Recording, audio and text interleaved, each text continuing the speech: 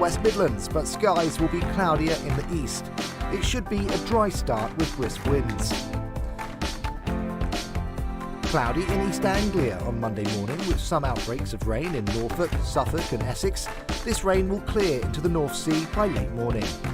It will also be a wet start in South East England, but rain will clear later, quickly turning dry across London with some brighter skies.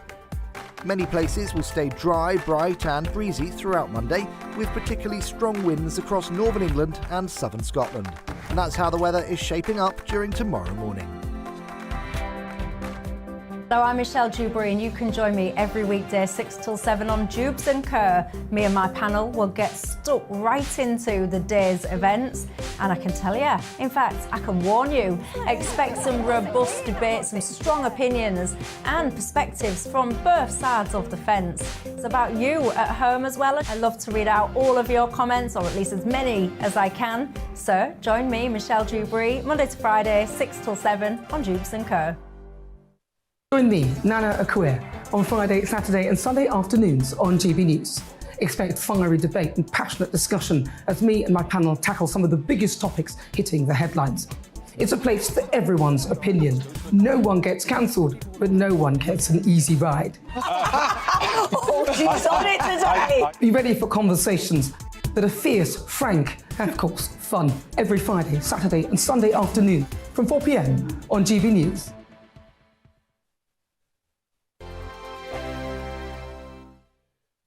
Weekday afternoons on GB News, we've got the whole of the UK covered. From 12 to 3, it's GB News Day with me, Mark Longhurst. And me, Gloria Di Piero. You'll get the very latest on everything that's been going on across our great nation. And from 3 till 6, watch out for GB News Live with me, Patrick Christys. I'm not here to mess around. With all the biggest topics and guests, you will always be up to date. GB News Day and GB News Live from 12 p.m. Only on GB News. The People's Channel, Britain's news channel. Hello there, it's Eamon Holmes here from Breakfast on GB News. We're not just on your television and your screens, you know. We're on DAB plus digital radio, so you can listen to your favourite shows on the move. If you've not yet listened to GB News Radio, it's very simple. We're on your radio player and TuneIn apps, on your smart speaker, phone or tablet, or online at gbnews.uk. Take us with you wherever you go. GB News Radio. You never have to miss a moment of the People's Channel. Join my show Farage, 7 p.m. till 8 p.m. Monday through Thursday. And there you will get opinion, analysis, debate, and I'll cover stories that nobody else dares to touch. You've been cancelled. Join the club.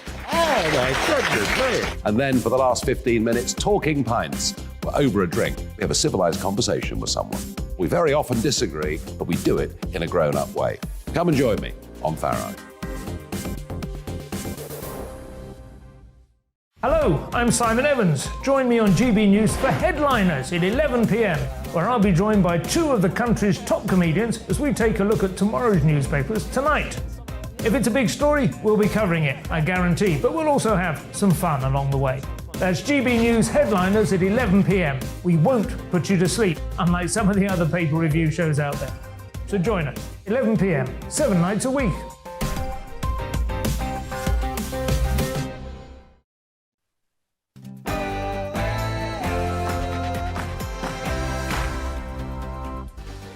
On Mark Dolan tonight, in my big opinion, my verdict on Liz Truss. I'll now take questions. Thank you very much, everybody. Aren't you going to say stop? Oh dear, lost for words indeed. Well, look, we'll be discussing the future of this government in what is going to be a Truss on the ropes special. As Liz Truss's premiership hangs by a thread, just how long has she got? We'll hear from former Tory party minister Anne Widdecombe, ex-Boris Johnson advisor Tim Montgomery, Labour supporting journalist Nigel Nelson and Conservative MP Christopher Chope. And in my take at 10, if you think this is bad, why Britain can't afford a Labour government. Plus my all-star panel and tomorrow's papers. It's a Truss on the Brink special. My big opinion is coming. You won't want to miss it. My first public comments about Liz Truss's future. Should she stay or should she go? Find out after the headlines with Ray Addison.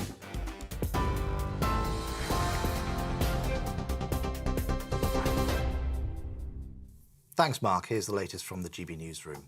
GB News understands that officers of the 1922 committee will meet tomorrow amid growing calls from Tory MPs for the Prime Minister to step down.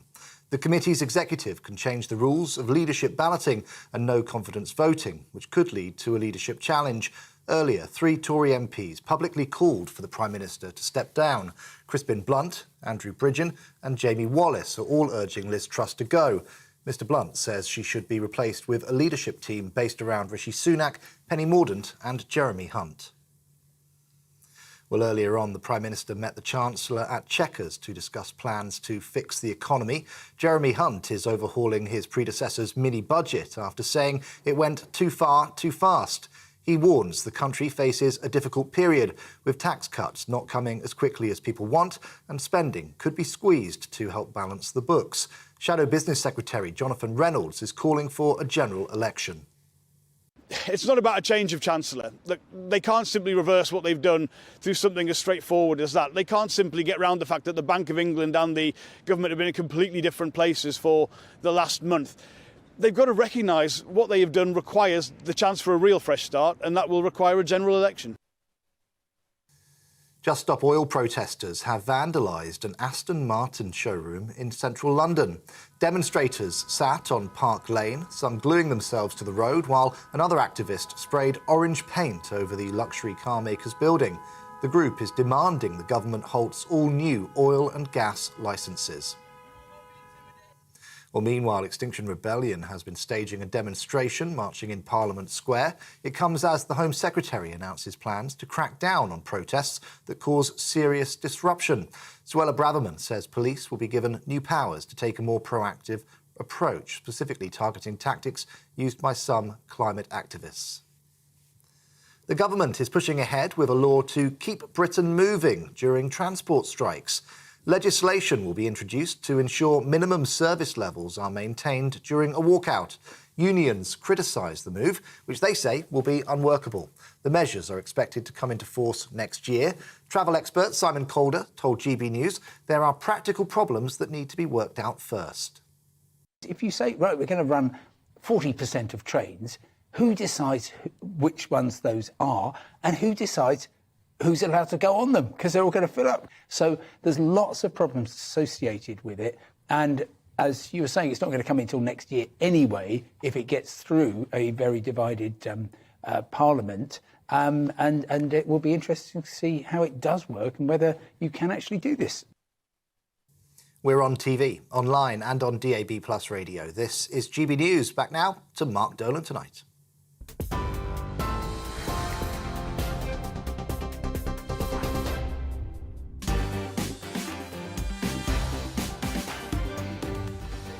My thanks to Ray Addison, who returns in an hour's time. Welcome to Mark Dolan tonight and a Truss on the Brink special, as Liz Truss's premiership hangs by a thread. Just how long has she got? We'll hear from former Tory party minister Anne Widdecombe, the Sunday Mirror's Nigel Nelson and Conservative MP Christopher Chope. And in my take at 10, if you think this is bad, why Britain can't afford a Labour government. Plus my all-star panel and tomorrow's papers. And we've got lots to get through in the news agenda with my panel as energy bills soar. Is central heating a divine right? We'll hear about a woman who hasn't had the heating on for 10 years. Could you? Will we ever solve the migrant crisis? And is it wrong to date the best friend of an ex? Reacting to those stories and many more are my panel tonight of broadcaster and journalist Linda Jubilee, former advisor to Boris Johnson and the founder of Conservative Home, Tim Montgomery, and the brilliant writer and broadcaster Nina Mishkov. My Mark Meets guest is Conservative MP Christopher Chope. We'll talk about his career and his views on the current political crisis. engulfing his party. That's after 10.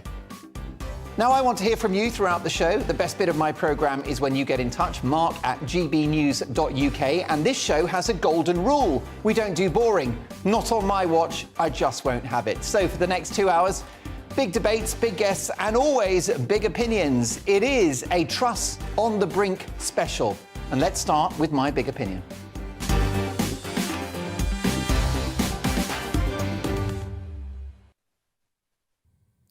They think it's all over. It is now. Do you remember that hilarious moment in Only Fools and Horses and that joke about Trigger's broom?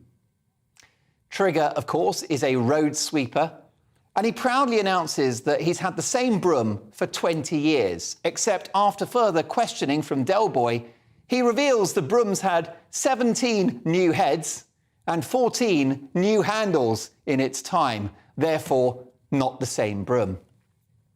A fair metaphor for Liz Truss's tenure at number 10, which has seen so many U-turns it's now unrecognisable as her premiership, which is why the Tories have no choice now but to sweep her out of office.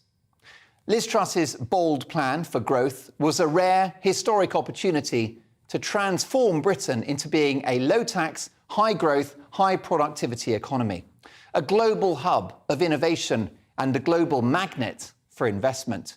It was the right budget under the wrong leadership. The International Monetary Fund conceded that the mini-budget would give the UK the strongest growth next year in the whole of the G7. By binning the tax cuts and sacking her Chancellor, Britain has signed up for a longer and deeper recession and the continuation of the status quo for the foreseeable future. Britain, a great country, but set on a path of mild, long-term decline. Not so much a race to the bottom as a slow shuffle. Truss and Kwarteng get 10 out of 10 for policy, but 0 out of 10 for delivery.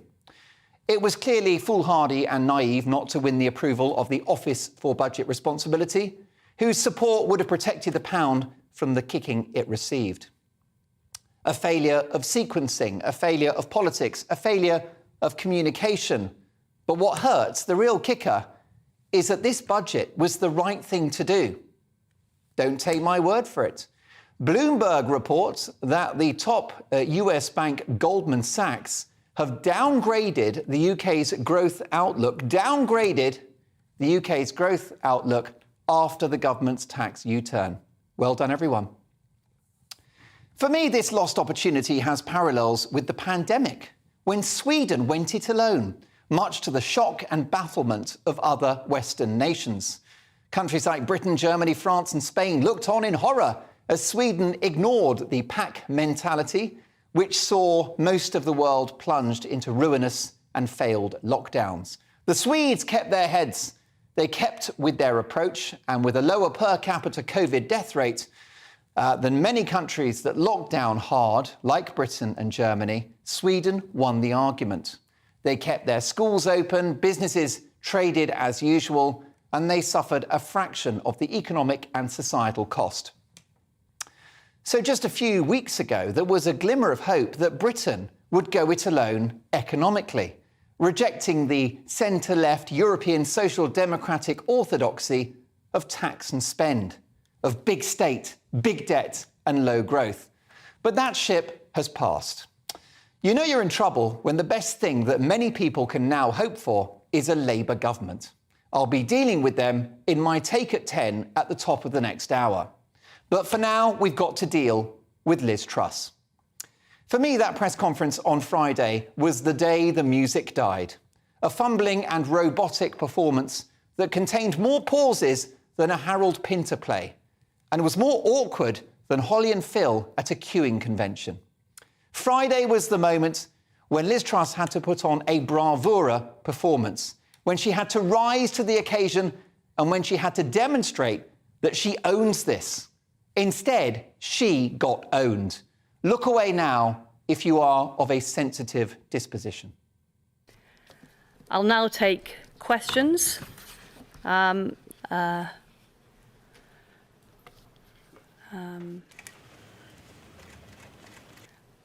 Thank you very much, everybody.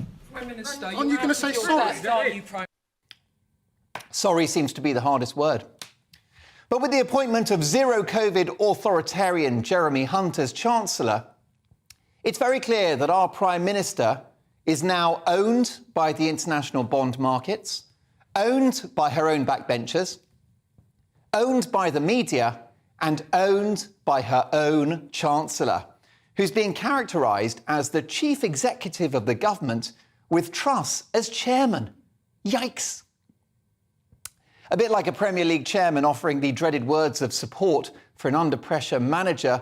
On Breakfast TV today with the excellent Laura Koonsberg, Jeremy Hunt gave Liz Truss the ultimate kiss of death by saying the Prime Minister is in charge. You know about leadership, folks. When you're in charge, you don't need people to say you're in charge. Liz Truss's entire campaign to become leader was based on cutting taxes and stimulating growth, but it's all turned to dust. The top-rate tax cut attracting wealthy people and high achievers to this country to pay their taxes here, to invest here and to spend their money here, gone. The corporation tax cut to support businesses, shorten the recession and protect jobs, gone. There's even talk of the 1p income tax rate cut, putting money in the pockets of hard-pressed Brits as they face high interest rates and rising bills, gone. Which is why the only solution now is Liz Truss gone. If she stays, the question won't be about whether Keir Starmer can win a majority in the House of Commons. The question will be the size of his majority. The Tories are in a death spiral. A libertarian, low-tax, free market vision for the country is now dead, and with it, Truss's political career. For every day she stays, she inflicts more damage on her party and more damage on the country. It didn't have to be this way, and I wish it wasn't this way. But Liz Truss's position is now completely untenable, and a new leader must come in who supports a less ambitious but perhaps more cautious economic agenda. Because the alternative is Keir Starmer in number 10. If you think things are bad now, just wait for a Labour government, propped up by votes from the SNP and Corbynite backbenchers. Forget about lengthy leadership battles. The Tories must set aside their differences, act in the national interest and select one candidate around whom they can unite, to be installed straight away. Poor King Charles. Oh dear, oh dear. I know we've been here before and many cannot stand him. But if you have any hope of catching Starmer, for me, Rishi Sunak is the only show in town. Don't get me wrong, he's got more baggage than Terminal 3 at Heathrow. The green card fiasco, a billionaire tax-avoiding wife. And many see him as a terrifying globalist puppet in the pocket of the World Economic Forum. I heard him described online today as Rishi Trudeau. Harsh. Also, he's seen as the guy that stabbed Boris in the back. He's too rich, too slick, too corporate. But show me a better candidate to take on Labour. He predicted the economic carnage that has befallen us, giving him the credibility, politically and economically, Truss now lacks. Put it like this. Who do you want running the country? Here's the choice. Rishi Sunak. Jeremy Hunt. Jez we can. Keir Starmer. We Nicola Sturgeon. Welcome to hell. For what it's worth, I believe Sunak would have gone on a tax-cutting spree too. He just would have waited 1 year. But whoever it is, Britain cannot wait for a new Prime Minister. Liz Truss must resign this week. It's a simple choice in my view, a dignified departure on her own terms or a bloody regicide. Jump or be pushed. And we know the Tory party, they're not too posh to push. Trapped in an endless political winter, Disney princess Liz Truss has been frozen out. And Kwarteng frozen too. Liz, let it go.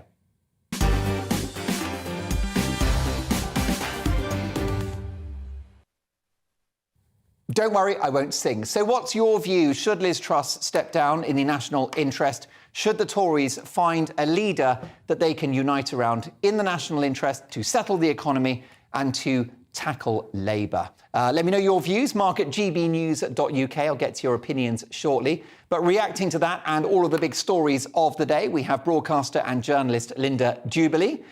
We also have former Sun and News of the World columnist Nina Mishkov and former advisor to Boris Johnson and the founder of Conservative Home, Tim Montgomery. Tim, let me start with you. In Truss, we no longer trust. Absolutely. I disagree with a lot of your monologue, Mark, particularly your recommendation of who might succeed her. But she's finished. You know, the very robotic performances that we've seen from her at press conferences. She can't even sort of level with the British people and admit the mistakes that she's made. She lacks the basic communication skills you'd expect from a third-rate football manager, let alone a first-ranking country's prime minister. So she has to go. I think her future is numbered in days. I would be even surprised if we're sat here next week and she's still in power. But the big problem is, and this is where I end my agreement with you, is who replaces her. And that is still her last sort of surviving advantage, is the fact that the Conservative Party can't agree on what's next that may surprise us all and somehow keep her in power. Well, that's the issue, isn't it, Linda Jubilee? There isn't an heir apparent to take over in a very divided party. I think that's exactly right. I mean, what you're looking at now, it's like a vase that has loads and loads of cracks in it, and it's been mended many, many times. In the end, it doesn't hold water anymore. She does have to go. I think she'll be gone by October the 31st. I heard Crispin Blunt say this evening, if he had any choice in the matter, she would be gone by tomorrow. But I think Tim's right, that actually her days are literally numbered. The fact of the matter is she has been arrogant and she hasn't listened to people and she has communicated things very, very badly. When she went to the podium to do the press conference, we've just shown that clip, she started by using the vertical pronoun yet again, and I thought, oh no, she's going to talk about her past. Yet another line of narrative about round hay comprehensive or something like that. In the end, she should have tackled the whole thing straight on, and she should have said sorry. Nina Mishkov, this is a worry for Labour because at the moment Liz Truss is their greatest asset, but she's days from losing power. Well, you know, she's got to go, and I've always said she's been inept from the start, even before she was crowned the leader. Her brain just doesn't work quickly enough. Tim said, and everybody else has said, it's her communication skills, and those are certainly lacking. But I don't think her brain is agile enough to say the things that she ought to be saying. If you watch how when Laura Kuenssberg asked her on her programme a week or so ago, you know, did you pass the budget by your cabinet? There was a pause, and she just said, no, just like that. I mean, when any other politician would have said, well, of course, Laura, you know that actually the Cabinet is not consulted on the budget and the Cabinet finds out what's in the, you know, so it's anything. Well, you talked about the press conference, that was a disaster, but don't you remember just how long ago it was, only about 10 days ago, she did that round of regional radio interviews. That was car crash territory. It was just grim. And so she's been inept from the start. And the point being that actually she is unfit for government. And I'm afraid the Tory party is unfit for government. You think that 4 prime ministers in 5 or 6 years is bad enough. 4 chancellors in 4 months, you know? And it was the Tory party who voted in Boris Johnson, knowing what he was going to be like. Didn't know how bad he was going to be, but knowing what he was going to... And the Tory party voted in Liz Truss. Now, the parliamentary members must have known how inept Liz Truss has been. They've worked with her. She's been around for over a decade, for God's sake, making absolutely no impression on anything. How this woman has survived is unbelievable to me. And Linda, she's got to go. Do you think that these parties, Labour and the Tories, should reconsider the scale of the membership vote? Because it was a membership vote that delivered Corbyn for Labour, which was a disaster, and it was a membership vote that has delivered Truss for the Tories, which, again, looks to have backfired.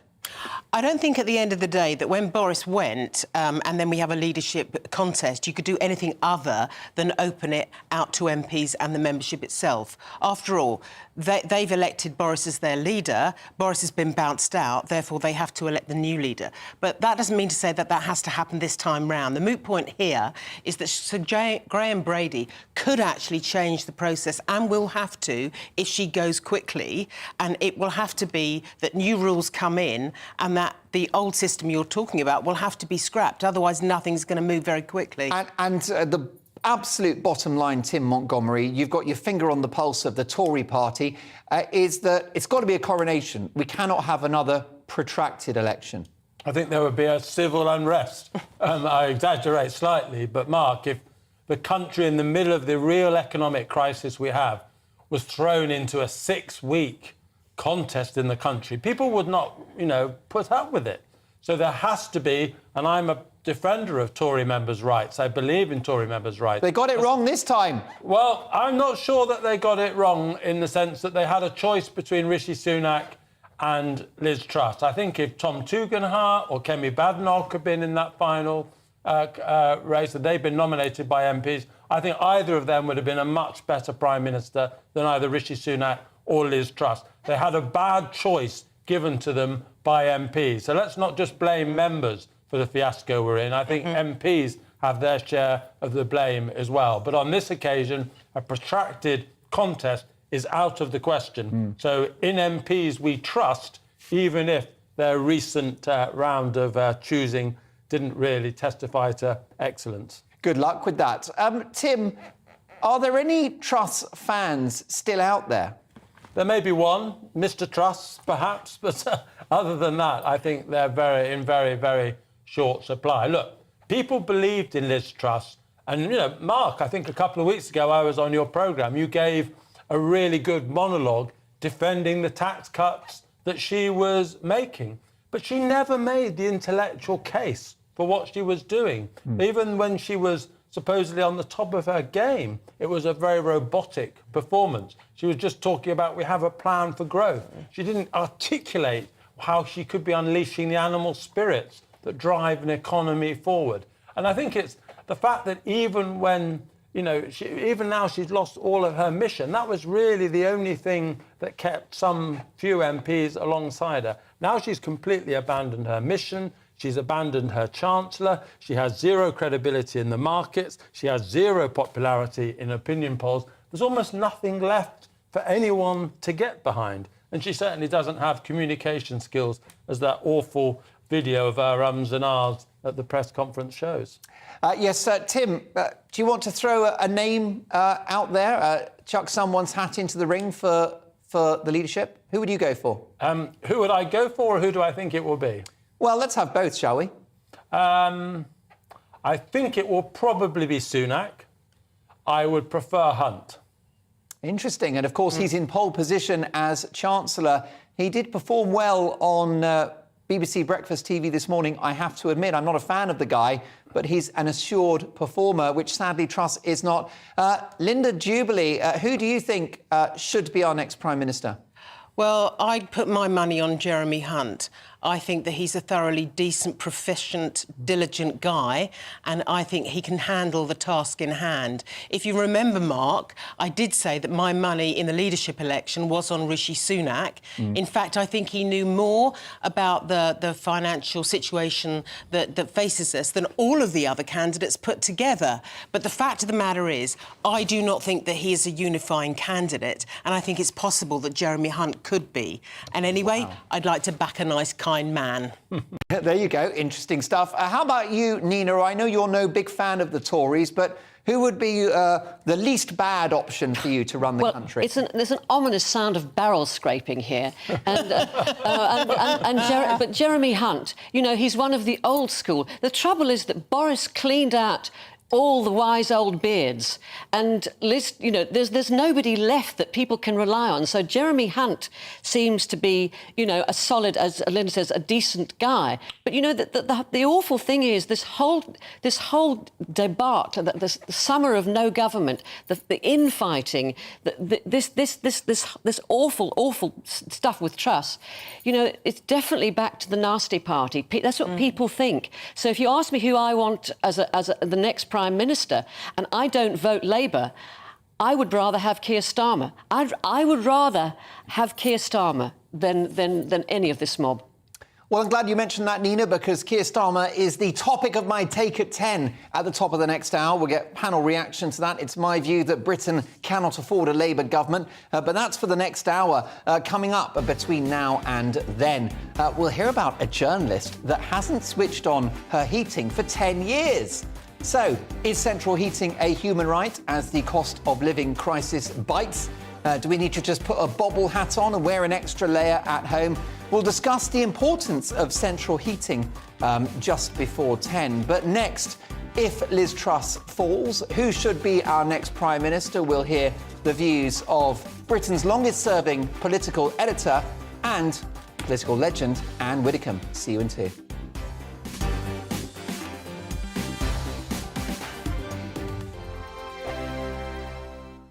Weekday afternoons on GB News, we've got the whole of the UK covered. From 12 to 3, it's GB News Day with me, Mark Longhurst. And me, Gloria Di Piero. You'll get the very latest on everything that's been going on across our great nation. And from 3 till 6, watch out for GB News Live with me, Patrick Christopher. I'm not here to mess around with all the biggest topics and guests. You will always be up to date. GB News Day and GB News Live from 12 p.m. Only on GB News. The People's Channel, Britain's news channel.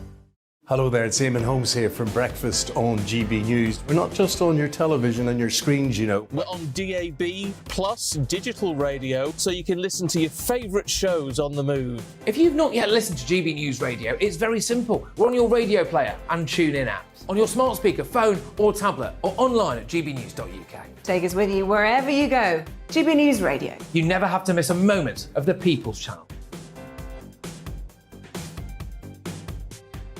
Join my show Farage, 7 p.m. till 8 p.m. Monday through Thursday. And there you will get opinion, analysis, debate, and I'll cover stories that nobody else dares to touch. You've been cancelled. Join the club. Oh, my goodness me. And then for the last 15 minutes, talking pints. We're over a drink. We have a civilised conversation with someone. We very often disagree, but we do it in a grown-up way. Come and join me on Farage. Hello, I'm Simon Evans. Join me on GB News for Headliners at 11 p.m, where I'll be joined by 2 of the country's top comedians as we take a look at tomorrow's newspapers tonight.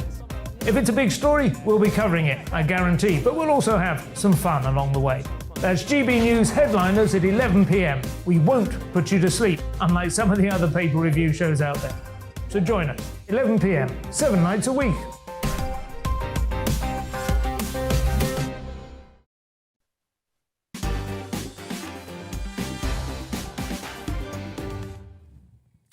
Well, a big reaction to my big opinion monologue. I'm going on record as saying that Liz Truss must resign in the national interest. I've asked for your views, mark at gbnews.uk, and let's have a look at what you've all got to say. John says, Mark, the time is up for Truss. Bring back Boris. He's our only valid leader, having won a general election and an 80-seat majority. Alistair says, hi, Mark, great start to the show. The only person who can turn the ship around is Boris. He's going for BBB. Bring back Boris. Having had his time on the naughty step, the Conservative MPs need to admit they messed up when they ousted Boris. He was the one the country voted for. I'll put that to my panel later when we react to the papers at 10:30.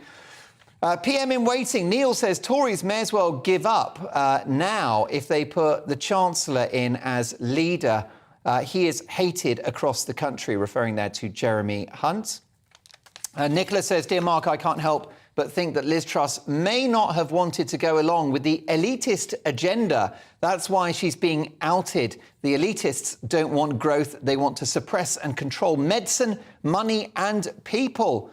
And finally, Lynn, says, hi, Mark, we need a general election now. The Tory party have imploded and Truss is incapable of leading the country. What a car crash of 12 years it's been. Thank you, Lynn. Do keep those emails coming in. I'd love to hear from you if you're still backing Truss and you've kept the faith in our Prime Minister. This show's all about opinions and it's a broad church. Speaking of which, let's do this.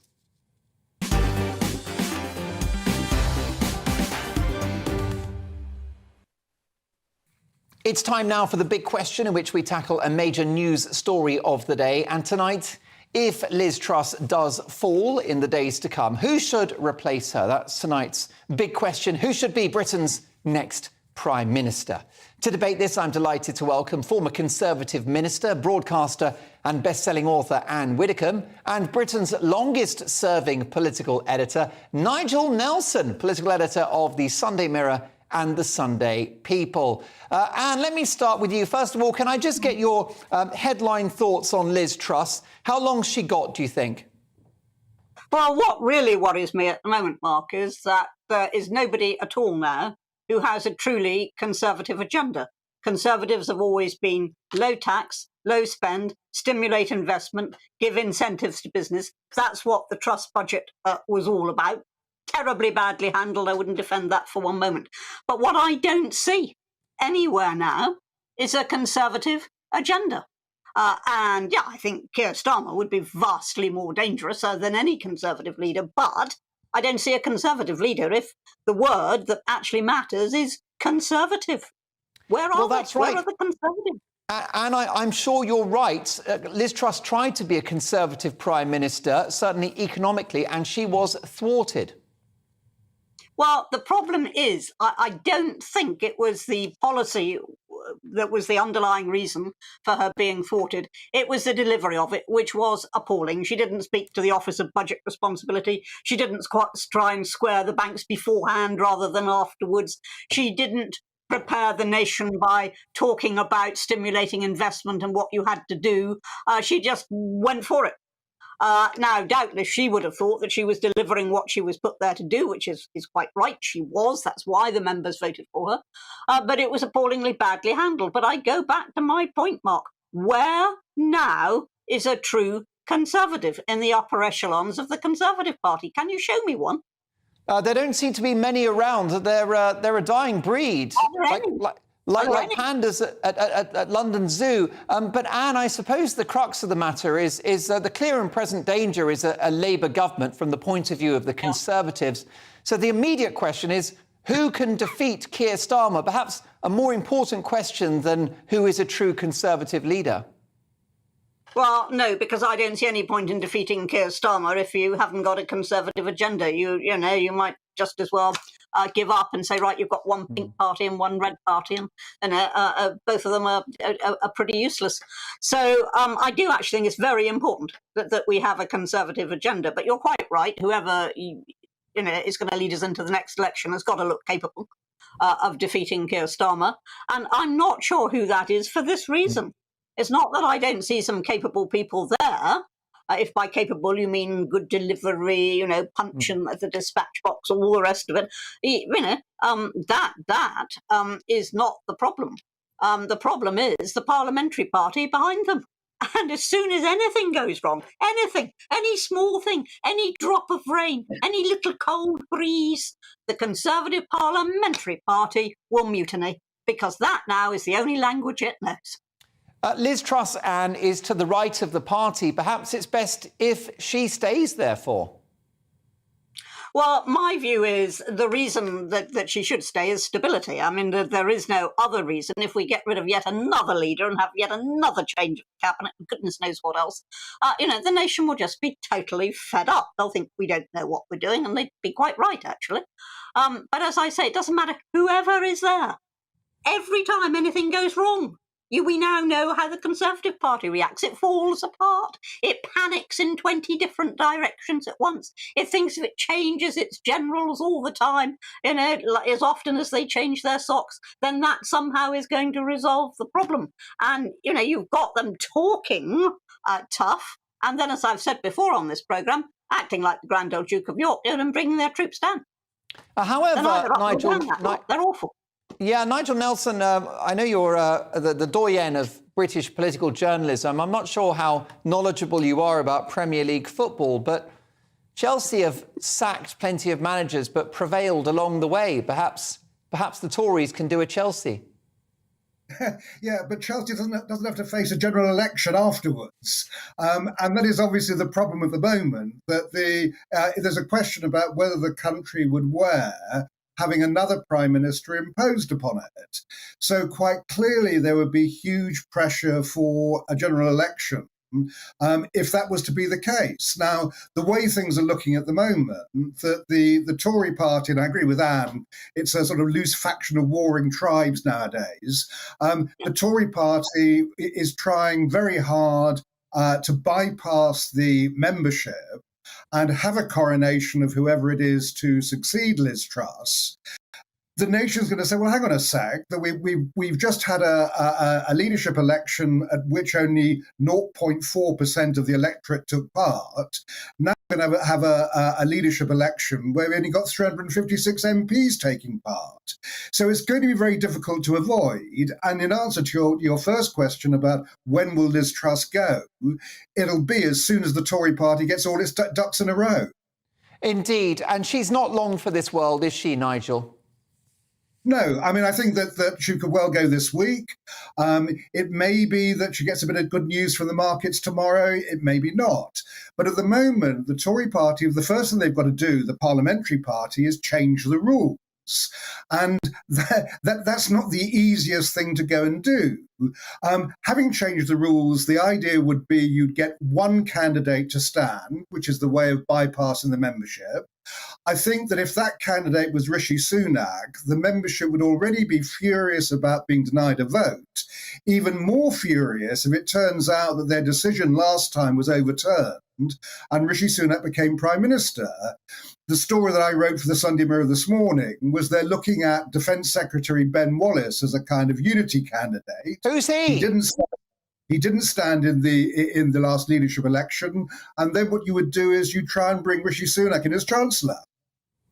Oh, I see. Is that the idea? A Trojan horse approach. But, I mean, Ben Wallace would be another gamble. And surely, Nigel Nelson, the membership would accept the defenestration of Liz Truss, given her disastrous start in the top job. You can't equate the votes she received before she got into number 10 and the votes that she would get now. If there were an election tomorrow between the two, then Sunak would win among the membership. Well, I'm not actually certain about that. But the whole point is not to get the membership involved, not to make another mess of it. So that is why that MPs want to make that choice. That was indeed the way that the Conservative Party operated some years back before the membership got involved. So the idea is to get that one candidate. Now, how you do that is more difficult because it's unlikely that the entire party will come together and agree on that one candidate. How do you stop a second one standing, or a third, fourth, fifth? Well, that's the ultimate question. So tonight's big question, who should be our next Prime Minister? Assuming she does go, who are the likely runners and riders, Nigel? You mentioned Ben Wallace, the highly respected Defence Secretary. I'd argue he's got no profile, though, and that strikes me as a gamble. We've mentioned Rishi Sunak, who you consider a divisive figure. What about Jeremy Hunt?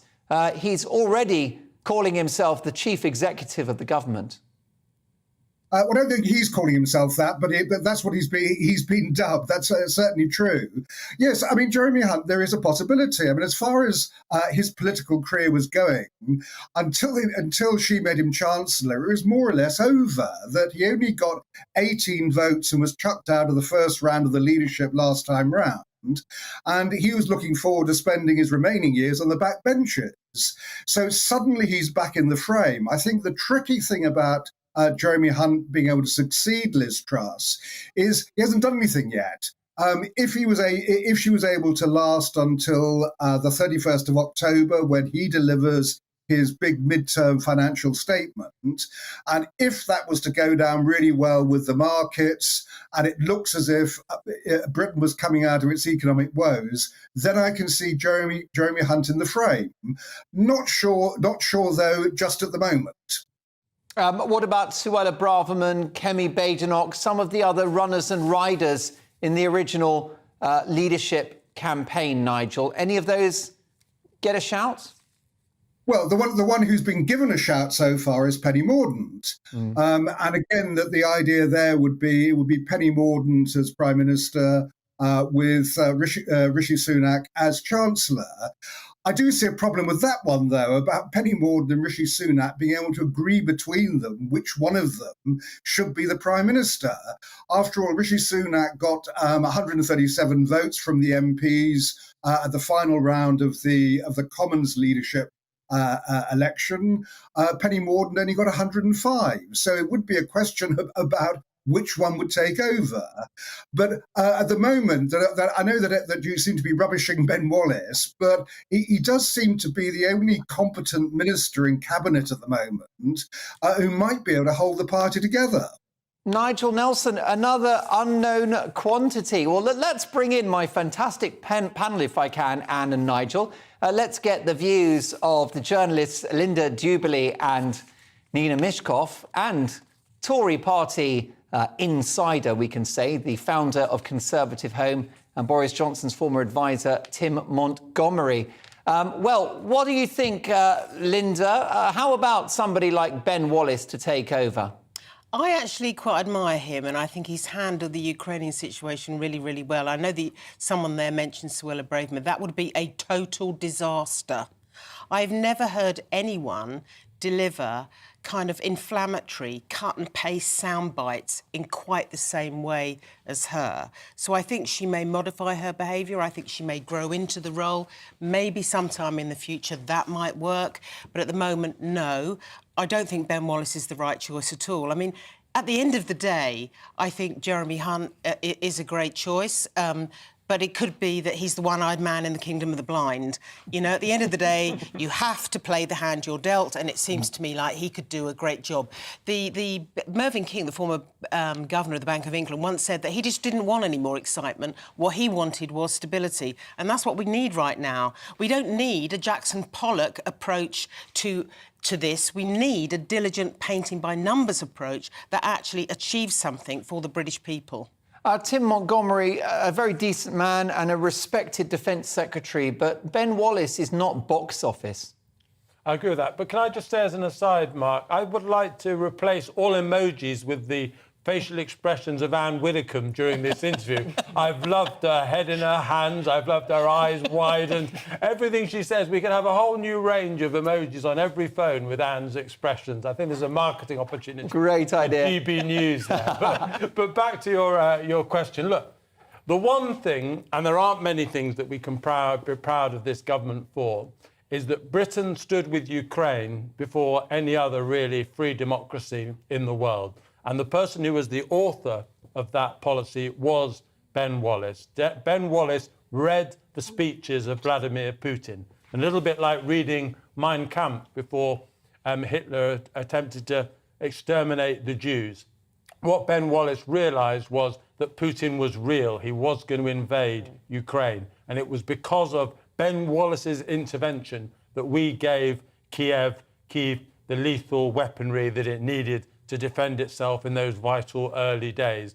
So if you're looking for someone that the Conservative Party can present to the country as someone who's actually done something that's mattered, then Ben Wallace is absolutely that person. But having said all that, we're in the middle of an economic crisis. And does Ben Wallace have that sort of economic hinterland that can guide us through this time? I don't know. I think that would be a risk. And just at the moment, I'm not sure the country or the party is wanting to take yet another risk. Tim Montgomery, why this negative narrative around Rishi Sunak? This is a guy who predicted the economic chaos that we're now facing and is by far the most polished performer of any of the names so far mentioned. certainly polished in the way that a used car salesman is polished, Mark. And you say that he predicted the economic mess that Liz Truss has taken us into. That's partly true. But why did we get into this economic mess? He was Chancellor of the Exchequer. He put up taxes again and again. He failed to control public spending. He did nothing for the poor in the spring statement last year when it was obvious that we were heading for a very difficult winter. He was the one that agreed to increase national insurance on working people to batter our supporters in the Red Wall, when, for example, he could have put up a tax on assets. Again and again, he's taken wrong decisions. So, yes, he predicted some of the troubles that Liz Truss would get us into, but he also was responsible for making the British economy as weak as it was before she took over. And I know that you find the potential lineup for next Prime Minister unsatisfactory in terms of their Conservative credentials, which might be a wider cultural and systemic issue within the Conservative Party, which has sort of shifted very much leftwards in recent years. However, nothing could be worse than the current situation. So don't you think there needs to be a candidate that is anyone but Liz? No, and I think you're illustrating very well by this discussion why I should not think that. Because you're all throwing in your favourite candidates. You know, you're all giving the pros and the cons. You're all rubbishing the ones you don't agree with. That is exactly the conversation that will be going on from now to whenever if we replace Liz Truss. And my view is that you go for stability. You've got Jeremy Hunt now as Chancellor. She has, regrettably, reversed what I thought was a very good budget, but badly handled. And now I would say, let's try and get some stability into the present situation rather than spending the next few weeks arguing about who should replace her. We've been here before. We've done this before. The country's fed up with it. Nina Mishkov, you mentioned Jeremy Hunt. The bottom line is that Labour will be wondering who the least effective opponent might be. That'll be the focus of Keir Starmer, won't it? To find somebody that he can beat in 2 years' time. Well, you say that, but on the other hand, it's not that desperate a situation for Keir Starmer. If you look at the polls and you look at what the country's thinking, rather than Conservatives navel-gazing, the country actually does not want the Tories. They want a general election. They want Keir Starmer. And, you know, and it's ludicrous for Anne to use the word stability in relation to Liz Truss. Liz Truss has been the architect of this catastrophe. She's crashed the economy. We are regarded as a laughingstock in the world. People are pitying us. They don't know what's happened. We're behaving like a banana republic. And this is due to Liz Truss. So stability in Liz Truss just does not sit. It's an absolutely ludicrous thing for Anne to say. I think I don't think it's ludicrous at all, because one of the consistent mistakes which commentators like Nina make is always to think that the position that is prevailing today is going to prevail in exactly the same way in 1 year, 2 years' time. And as if nothing else is ever going to happen, nothing is going to change, nothing's ever retrievable. And that simply isn't so. It's politically naive to think it. And That's if there was a real will there, I would be the first to admit there probably isn't the will there, but if there was a real will there, we could make this work. Stick around, all of you, including Anne, Nigel, Nelson, Nina, Linda and Tim. We'll pick up this conversation after the break, and we've got a stunning poll result. We've been asking you your preferred next Prime Minister. You will not believe the views of GB News viewers. So stick around. The gang will be back in 2. See you shortly.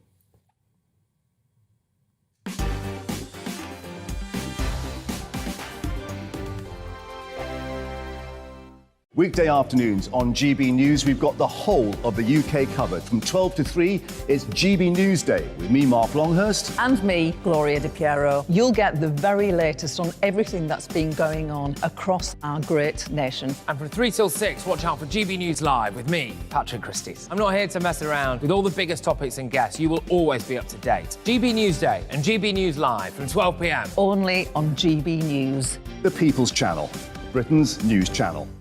Hello there, it's Eamon Holmes here from Breakfast on GB News. We're not just on your television and your screens, you know. We're on DAB plus digital radio, so you can listen to your favourite shows on the move. If you've not yet listened to GB News Radio, it's very simple. We're on your radio player and TuneIn apps, on your smart speaker, phone or tablet, or online at gbnews.uk. Take us with you wherever you go. GB News Radio. You never have to miss a moment of the People's Channel. Join my show Farage, 7 p.m. till 8 p.m. Monday through Thursday. And there you will get opinion, analysis, debate, and I'll cover stories that nobody else dares to touch. You've been cancelled. Join the club. Oh my goodness me. And then for the last 15 minutes, talking pints. We're over a drink. We have a civilised conversation with someone. We very often disagree, but we do it in a grown-up way. Come and join me on Farage. Hello, I'm Simon Evans. Join me on GB News for Headliners at 11 p.m, where I'll be joined by two of the country's top comedians as we take a look at tomorrow's newspapers tonight. If it's a big story, we'll be covering it, I guarantee, but we'll also have some fun along the way. That's GB News Headliners at 11 p.m. We won't put you to sleep, unlike some of the other paper review shows out there.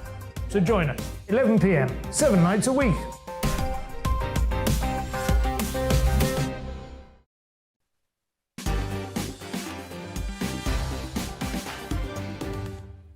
Lots to get through in the next hour, including my take at 10. It's my view that Britain cannot afford a Labour government. We'll get reaction from my all-star panel. My Mark Meets guest is Tory MP Christopher Chope, who's been in the Commons on and off since 1983. What does he think about Liz Truss? Now, earlier we asked who should be Prime Minister if Liz Truss goes. This is a question we put out on Twitter. The options were Kemi Badenoch, Penny Mordaunt, Rishi Sunak and Jeremy Hunt. Well, a whopping 17,000 people took part, and 47% have gone for Kemi Badenoch. 26.9% went for Mordaunt, 21.9% for Rishi Sunak, and a measly 4.1% for Jeremy Hunt. Let's bring all of my panellists back in, if I can. We've got Nina Mishkov, Linda Jubilee, Tim Montgomery. We've also got Nigel Nelson from the Sunday Mirror and politics legend Anne Widdecombe. Nigel Nelson, proof, if you wanted it, from that poll, which I'll grant you is not scientific, that Conservative supporters do not like Jeremy Hunt. No, I think that's true. And what I was told by MPs when it came round to voting for him is that they felt, especially the Red Wallers, they felt that he actually was probably the best candidate at the last leadership election. The problem was he's a Remainer. And in the Red Wall seats, their local associations won't wear having a Remainer as Prime Minister. And that's what let him down. So I think Jeremy Hunt has got that problem. And his second problem is that he's already joined Liz Truss, which means that he's a bit tarnished by that, unless he has time to prove himself. Interesting that what your poll is saying with Kemi Badenoch. Yeah, may well be. Whether she actually comes out as the unity candidate, which is what they're looking for at the moment, I'm not quite sure. Because bear in mind, the moment that if they want to avoid going to the membership, they want to try and push off a general election, they will be left with just one candidate. Nina Mishkov, Kemi Badenoch would eviscerate Labour, wouldn't she, given their appetite for identity politics? I don't think she would. I don't think she's ready yet. You know, she seems a very good candidate in Conservative terms, not my terms. Churchill wasn't ready. Churchill was a lot older when he finally got power and had to do his stuff and had a lot of experience of life. Kemi Badenoch, I don't think is up to it yet. But having said that, Liz Truss, God knows, is the most experienced person around, and she's certainly not up to it, and has made such a mess that that's a disaster. No, I think there isn't a Tory candidate, and so it should go to somebody else. Anne, Kemi Badenoch is robustly right-wing. Perhaps she's the answer. Yes, but that was why people thought Liz Truss was the answer, because she was robustly right-wing and she had a real conservative vision, low tax, low spend, etc. And so I mean, for once in, I'm sure, will only be a century, I actually agree with Nina in saying that I don't think that Kemi is yet proven. I think she made a fantastic fist in the last leadership election. I really do see her as a future leader. Whether she's ready now or not, I'm not convinced. And therefore, why take the risk? Why not try and sort out what we've got? A third, another disaster would just, it would mean there wouldn't even have to be a general election. There would be nothing we could do.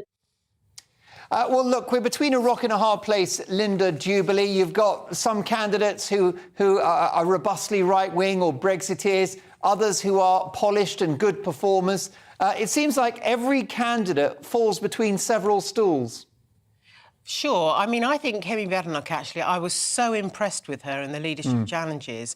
But I agree with the others. She's just not ready yet. But she will make, eventually, I believe, a first-class Prime Minister. She's fluent, she's articulate, she stands her ground. She's got real charisma, marquee value, you might call it. And I could get behind her. But the problem is, as you so rightly say, we are between a rock and a hard place. I think the best thing to do is to make a decision, make a quick decision, get behind it, stick to it and roll forward until a general election. Well, look, the Tories are in trouble. They are in a death spiral, as I pointed out in my big opinion monologue, Tim Montgomery. And when you're really under pressure and when you've got nothing to lose, that's when you roll the dice. And perhaps Kemi Badenoch is worth that roll of the dice.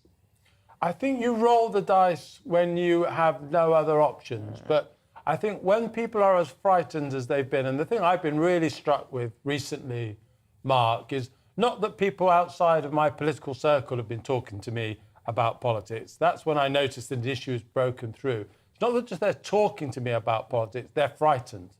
They're frightened about their pensions, they're frightened about their mortgage. And actually, I don't think that is a time to roll the dice. I think that's a time to reassure people. So despite the results of the Twitter poll, I still do think someone like Jeremy Hunt, who can talk to people in a grown-up way, is on this occasion what the Conservative Party should choose. And yesterday on Esther and Phil's morning show here on GB News, I think Phil came up with a very good suggestion. And he said, we have an MP's contest to decide the leader, and everyone who competes in that has to get the sponsorship of 125 Conservative MPs. You could then have the contest over incredibly quickly. That's what we need. We need a leader who has the confidence of MPs and who is chosen quickly so that we get on with sorting out the very real financial problems that this country faces. Anne Widdecombe and Nigel Nelson, thank you for the XL contribution tonight. Really appreciate it. It's been a fascinating conversation. Nigel Nelson, of course, political editor. Anne, what were you going to say? You won't be silenced on my watch. What did you say? All right, I just said I'm not XL. Thank you very much. Definitely not. Definitely not. Bravo. And by the way, let me tell you great news, folks. The Widdies emojis will be live on the App Store on Monday, courtesy of GB News. Slimline, talented and always delightful Anne Widdecombe, and Nigel Nelson, former, current political editor at the Mirror and, of course, The People. My panel return next. In my take at 10, I don't think that Britain can afford a Labour government. Be afraid, be very afraid. That's next.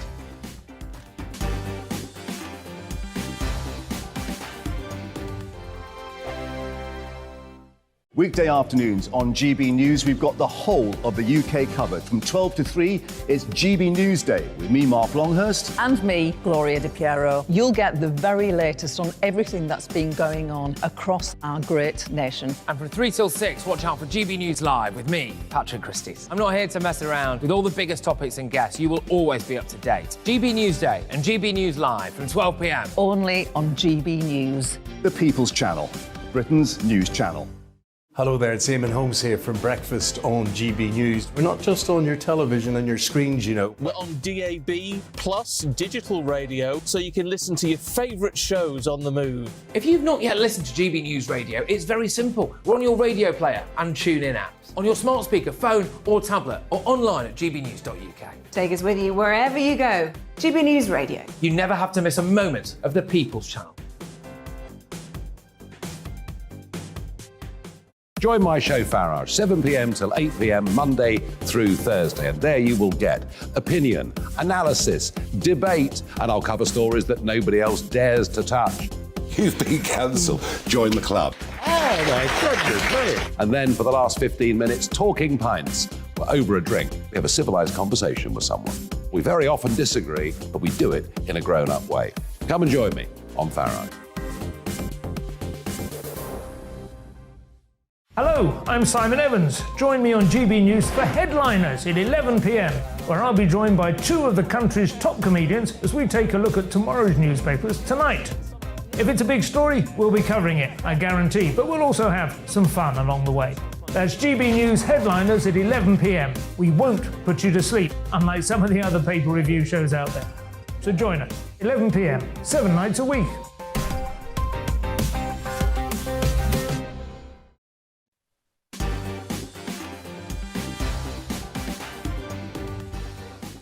It's just gone 10 o'clock and this is Mark Dolan tonight. My Mark Meets guest is Conservative MP Christopher Chope.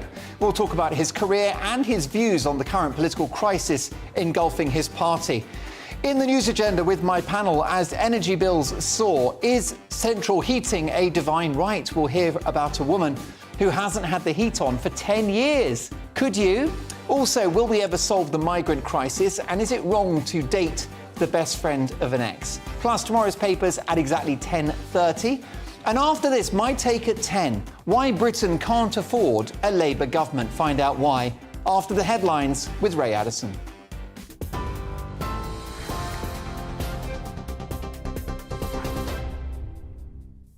Thanks, Mark. Here's the latest from the GB Newsroom. GB News understands that officers of the 1922 committee will meet tomorrow amid growing calls from Tory MPs for the Prime Minister to step down. The committee's executive can change the rules of leadership balloting and no confidence voting, which could lead to a leadership challenge.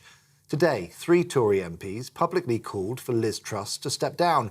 Crispin Blunt, Andrew Bridgen and Jamie Wallis are all urging her to go. Mr Blunt says Miss Truss should be replaced with a leadership team based around Rishi Sunak, Penny Mordaunt and Jeremy Hunt. Well, the Labour Party is urging the Prime Minister to explain her economic plans in Parliament on Monday. It comes after Liz Truss's new Chancellor signalled his intention to reverse her economic vision by raising taxes and cutting spending.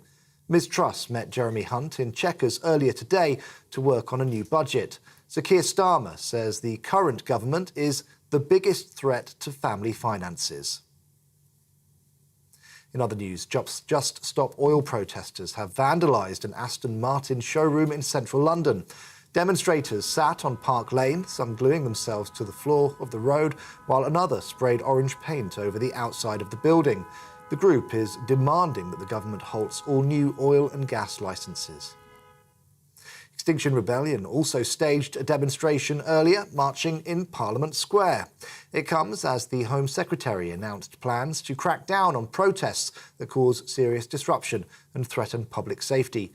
Suella Braverman says police will be given new powers to take a more proactive approach, specifically targeting tactics used by some climate activists. The government is pushing ahead with new legislation to ensure minimum service levels are maintained during transport strikes. Unions criticise the move, which they say will be unworkable. The measures are expected to come into force next year. Travel expert Simon Calder says there are practical problems that need to be worked out first. If you say, right, we're going to run 40% of trains, who decides which ones those are and who decides who's allowed to go on them, because they're all going to fill up. So there's lots of problems associated with it. And as you were saying, it's not going to come until next year anyway, if it gets through a very divided Parliament. And it will be interesting to see how it does work and whether you can actually do this. You're watching the People's Channel on TV, online and on DAB Plus radio. Back now to Mark Dolan Tonight.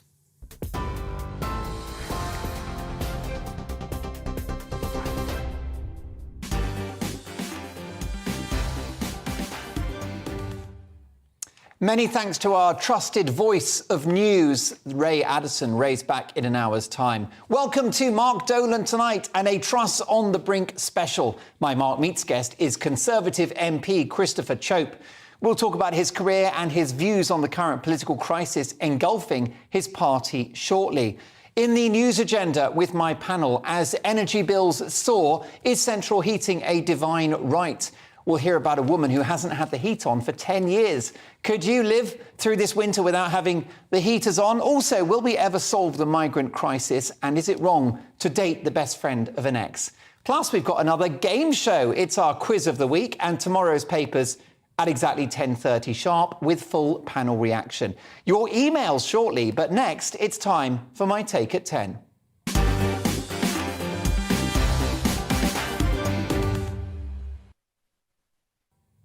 You know you're in trouble when you think the answer to an economic crisis is a Labour government. Don't forget the outgoing Labour Treasury Minister Liam Byrne in 2010, who left a jokey note to his successor in the coalition government saying, sorry, there's no more money left.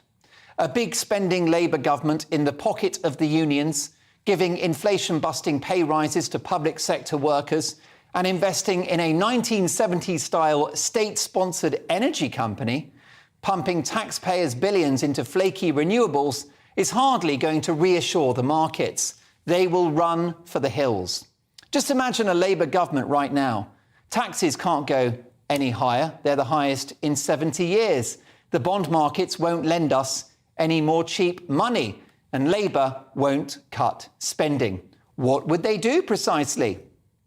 Labour governments have done some great things in times of plenty. But when the country's on its uppers, the country usually shifts to the right, as they did in 1979 with working-class Brits voting for Margaret Thatcher, and they did so 3 times over. Margaret Thatcher famously said, the problem with socialism is that you eventually run out of other people's money. The only time a Labour government didn't panic the markets was under Blair, when in 1997 he kept Tory spending plans in place and kept taxes low, including the top rate at 40%. I'll grant you the Tories have had a mare in the last couple of weeks, and I've spent 2.5 years on the national radio and television airwaves begging the then Prime Minister Boris Johnson not to send the country into 3 national lockdowns. I begged him not to borrow £500 billion, close once viable businesses, effectively mothball the NHS, close schools and pay perfectly healthy people to stay at home. But I won't take any lectures from Labour, currently squealing about our economic situation, given that Sir Keir Starmer, the cervix-free leader of the opposition, begged for this economic damage when he pushed so hard for lockdowns. He wanted more for longer. He wanted circuit breaker lockdowns and called Freedom Day in July of last year reckless. It wasn't reckless. Cases fell and it saved the economy. If Labour were in power now, we'd likely be getting ready for more COVID measures this winter, potentially with more vaccine tyranny, more masking and more businesses closed down and more schools shutting up shop. He was Captain Hindsight for sure, but he was Captain Lockdown too, and he's never been Captain Sensible. Keir Starmer owns as much of this mess as anyone else, having supported the disastrous COVID measures. Far from being the solution, Labour are part of the problem. Along with Tory rebels, Labour had enough votes to stop lockdowns, but they did not, and they called for more. A Labour government in 2 years' time would mean 5 years of big spending, big debt, high tax and low growth. If you think things are bad now, a Labour government will be out of the frying pan and into the fire. Be careful what you wish for, folks, because it might just happen.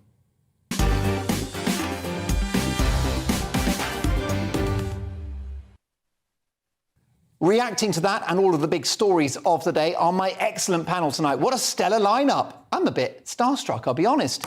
We've got the founder of Conservative Home, former advisor to Boris Johnson, Tim Montgomery, legendary newspaper journalist Linda Jubilee, and the brilliant writer and broadcaster Nina Mishkoff.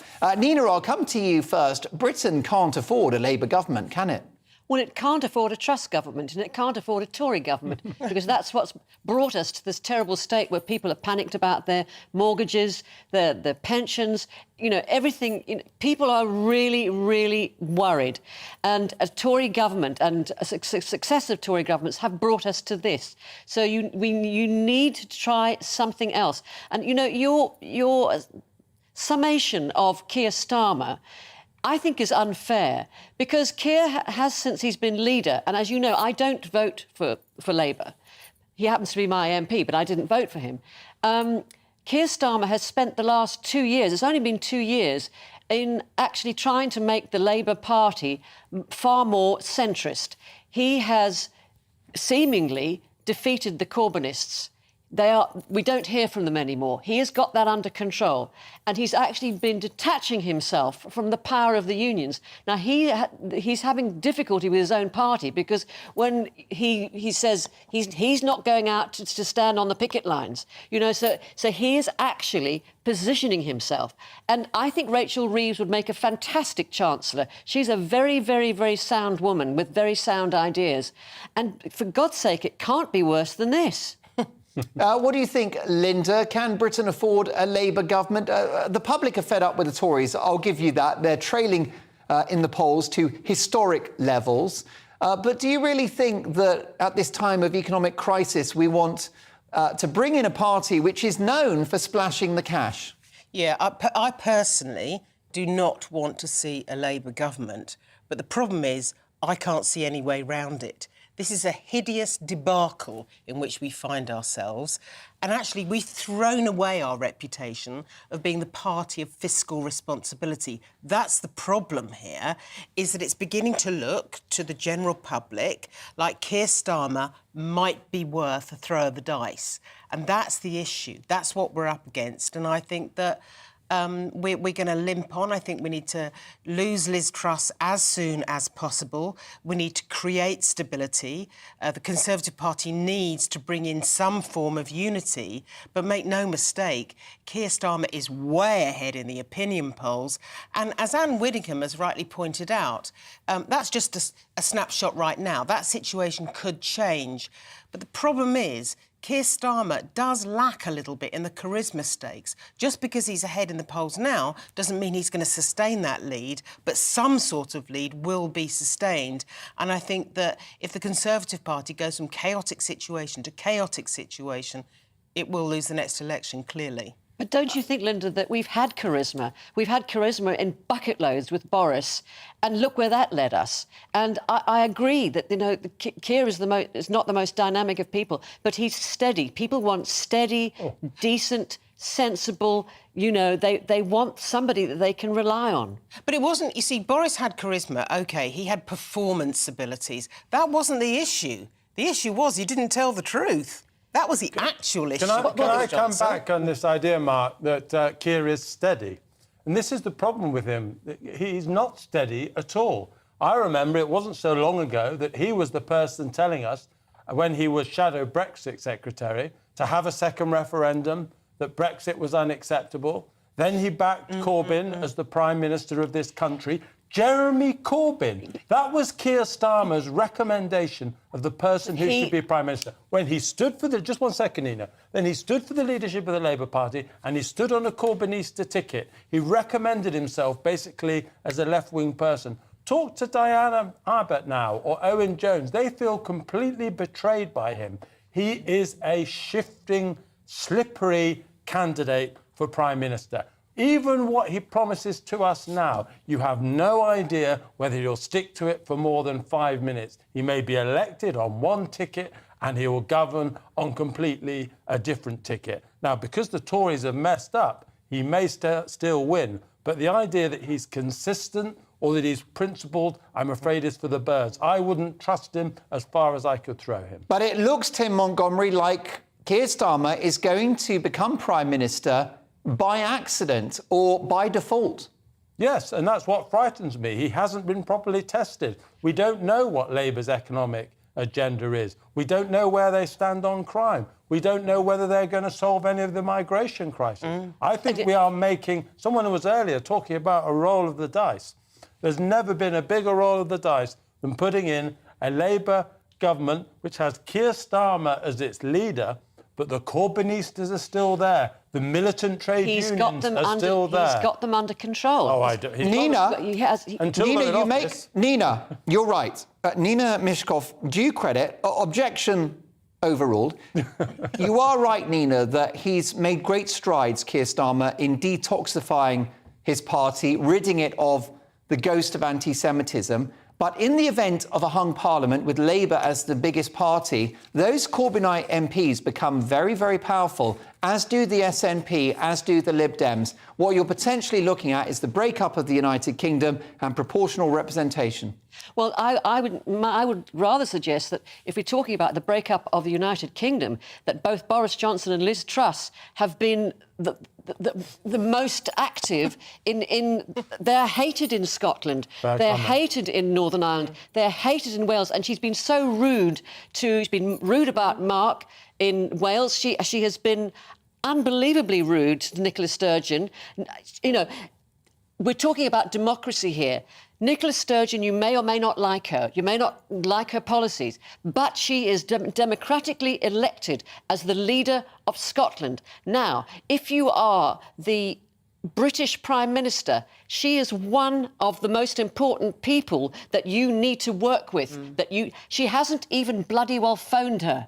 Not once. That is outrageous. Outrageous. So, and Boris Johnson is saying they loathe him in Scotland. They loathed him in Wales. So we're talking toxic. Talking toxic. If you want the United Kingdom to remain united, you need somebody decent that everybody can agree on is working for the country and not just for their rich mates. Now, I have a knight of the realm waiting in the wings. So, Linda, briefly, if you can, but how about this email from Dave, which I think echoes perhaps your comments? Hi, Mark, the Labour poll lead is false, largely made up of disgruntled Tory voters who want to give a wake-up call to this Tory government. They won't vote Labour in any forthcoming election. Are shares in Labour too high right now, Linda? I think that the poll is not false. The poll is correct now. It's a snapshot, but that will change very, very quickly. And I don't think that Keir Starmer is going to maintain that lead. That's the issue. The Conservative Party needs to show some solidarity, some unity while that decline happens. I do believe it will happen because I think that Keir Starmer... He just is someone who... It isn't just that he is uncharismatic. I do not think he can pull his party together.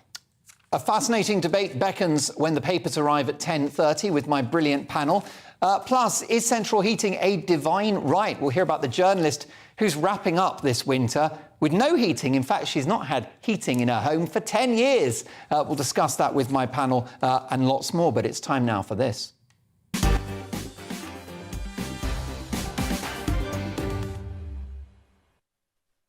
It's time now for Mark Meets, in which I speak to the biggest names in the world of politics, sport, showbiz and beyond. Tonight, Sir Christopher Chope, OBE, a former barrister and now Conservative Member of Parliament for Christchurch in Dorset, a keen Brexiteer and climate change sceptic. Sir Christopher was chairman of the Thatcherite Conservative Way Forward group and has been serving in the House of Commons on and off since 1983, and I'm delighted to say he joins me now. Sir Christopher, thank you very much for giving up a chunk of your Sunday evening.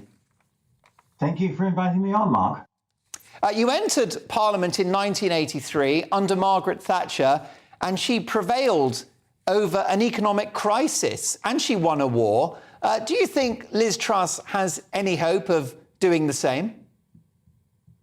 I do, and I think that your introductory remarks this evening should be put on a videotape and sent to all my Conservative parliamentary colleagues as a wake-up call as to why they should get behind Liz Truss and unify our party and ensure that when the general election comes, which may be 2 years hence, that we are seen to be fit for government again. And we just got to hold our nerve. These have been a very difficult period over the last couple of weeks. But let's not forget that it was the Prime Minister who decided that we would control energy prices so that households didn't go into the winter fearing that they would not be able to heat their homes, and businesses were not in a position where they were saying they were going to have to close down because they couldn't afford their energy costs. Those are the big things that she has delivered. She's not getting any credit for that. The downside of what that delivery was that the international markets were slightly spooked, not least because they were unable to be sure as to the exact cost of that subsidy, because it's all dependent upon global energy costs and global gas prices. So let's not lose sight of what the Prime Minister has achieved, and let's hold our nerve. And I've been very disappointed this week that the Prime Minister herself seems to have departed from her philosophy on which I supported, which caused me to vote for her, and so many others in the party to vote for her. And I hope we can get back on track, and we will get back on track if people hold their nerve and we unite together. Sir Christopher, you sound like a Liz Truss Spartan. Are you strong in number? Who knows? One of the problems at the moment is there seem to be very few people who are being either invited or accepting invitations to come on the media and try and explain the situation. And I've been prompted, in a sense, over the last week to get involved in this because Dan Hannan had a piece in the Sunday Telegraph 8 days ago, basically saying that what has happened to all the people who should be defending the current approach of the government towards the energy prices and the economic situation. They all seem to be hiding away. And my approach to politics, ever since I was first involved and before I was elected in '83, I was leader of Wandsworth Council, my approach has always been that we should have the courage of our convictions, we should speak out and do what we think is right, and there's no point in hiding away. However, Liz Truss without tax cuts is like Batman without the Batmobile. What's the point? Well, I take that point, and that's why it's such a big disappointment. The question is Liz Truss without tax cuts? Has she decided that that's a withdrawal from the contest, basically, or is it a tactical retreat pending a further advance? And I hope it's just a tactical retreat in the face of the markets, and that we will be advancing forward within the next 6 months or so on her agenda of higher growth and lower taxes.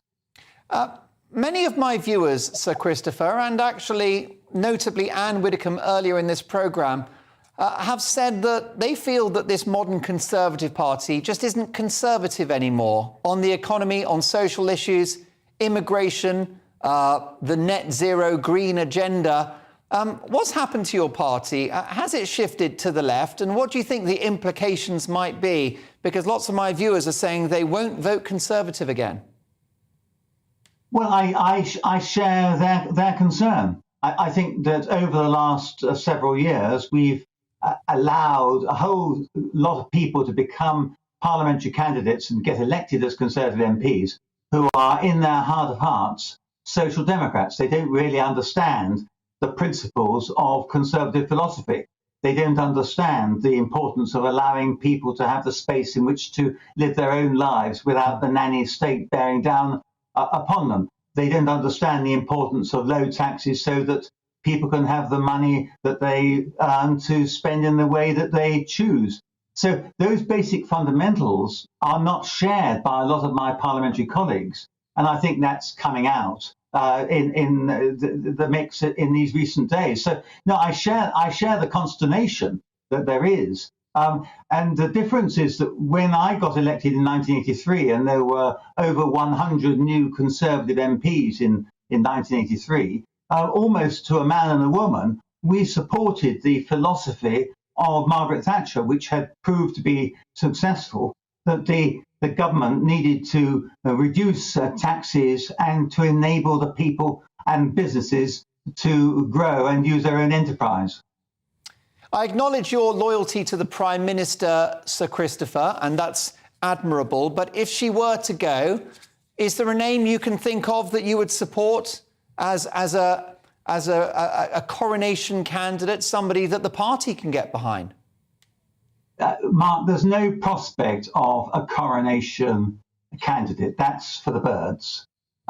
Basically, if we get rid of Liz Truss, then we're going to be landed with a general election. And if we had a general election today, obviously, all the chances are that we'd end up with Keir Starmer. So the alternative to Liz Truss is Keir Starmer. And that's why my colleagues need to get real about this and realise that there's no way in which we can have a coronation. I'm not going to support any of the people who've been put into the frame, and a lot of my colleagues are not going to do that either. We're not going to have an agreed. It's not like what it was in the 1950s and 60s, where you had people in dark suits went along and they decided that Rab Butler wasn't the right person to be Prime Minister, and it'd be better to have Harold Macmillan. Those sorts of days are over.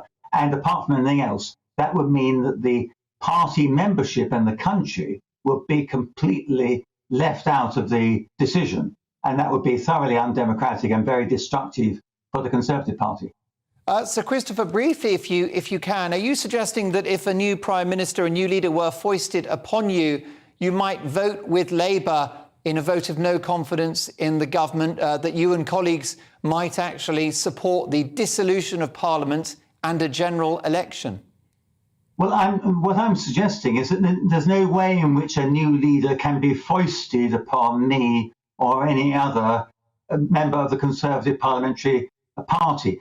The Conservative Parliamentary Party has a system whereby if there was a vacancy, and there isn't a vacancy, and I hope there's not going to be one, if there is a vacancy, then people can apply to become the leader of the Conservative Party. We then have a process of elimination. The final two candidates are then put to the membership. And all that process takes is the best part of a couple of months. And who thinks it's in the national interest to spend a couple of months of further internal discussion within the Conservative Party when our country is in crisis and we've got a war raging in Ukraine? Sir Christopher, a privilege to have you on the programme. Do join us again in the near future. My thanks to Sir Christopher Chope, Conservative MP, who's backing Liz Truss. Yes, he's been constructively critical of her performance, but he will not tolerate having a new leader foisted upon him. He is the Conservative Member of Parliament for Christchurch in Dorset. Keep those opinions coming. Mark at gbnews.uk. My brilliant panel are back in 2 minutes with tomorrow's papers.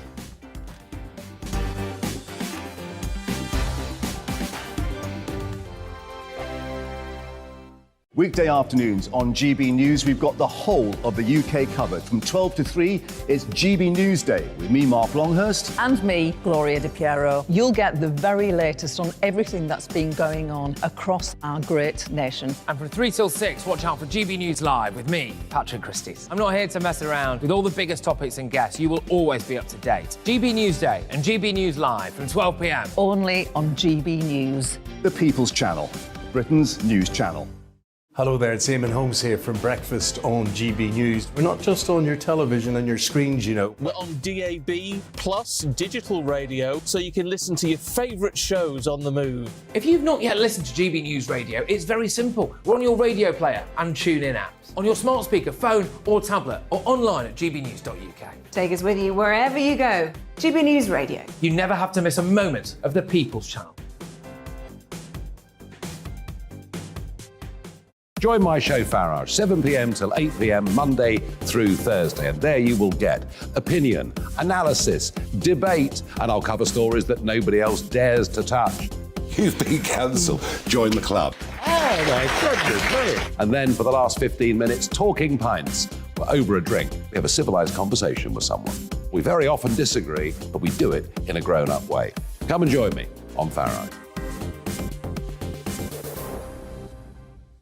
Hello, I'm Simon Evans. Join me on GB News for Headliners at 11 p.m, where I'll be joined by two of the country's top comedians as we take a look at tomorrow's newspapers tonight. If it's a big story, we'll be covering it, I guarantee, but we'll also have some fun along the way. That's GB News Headliners at 11 p.m. We won't put you to sleep, unlike some of the other pay-per-review shows out there. So join us, 11 p.m, 7 nights a week.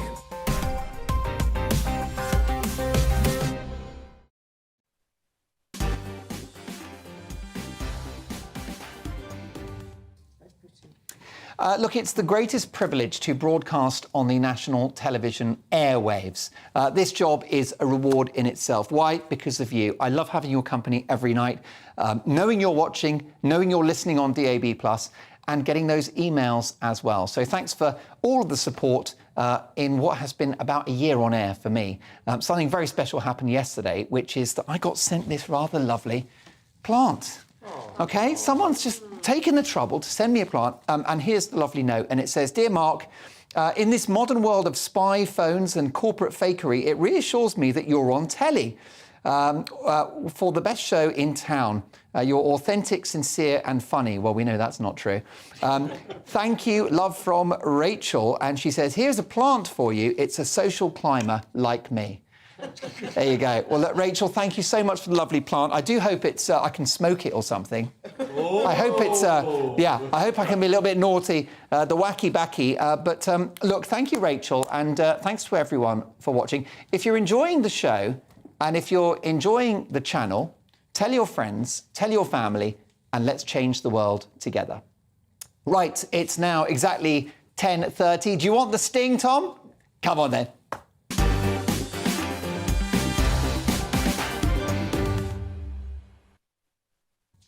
That's right, at this time every Friday, Saturday and Sunday, we bring you tomorrow's front pages, hot off the press, and let's have a look at what we've got. And we start with The Telegraph, and they lead with, "Mordaunt, we need stability, not a soap opera."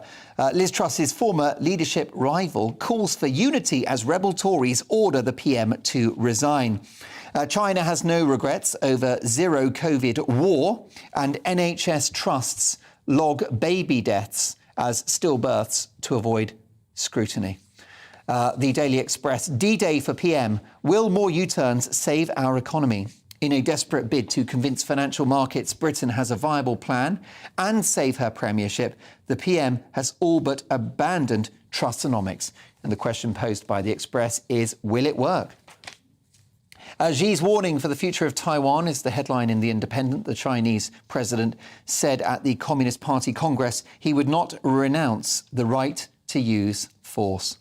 The game is up. Senior Tories call on the PM to quit. Crispin Blunt was the first to publicly call for Liz Truss to go, whilst Sir Malcolm Rifkin told The Independent it was in the national interest for MPs to demand her resignation. Andrew Bridgen, Conservative MP, also called for her to quit, saying we cannot carry on like this.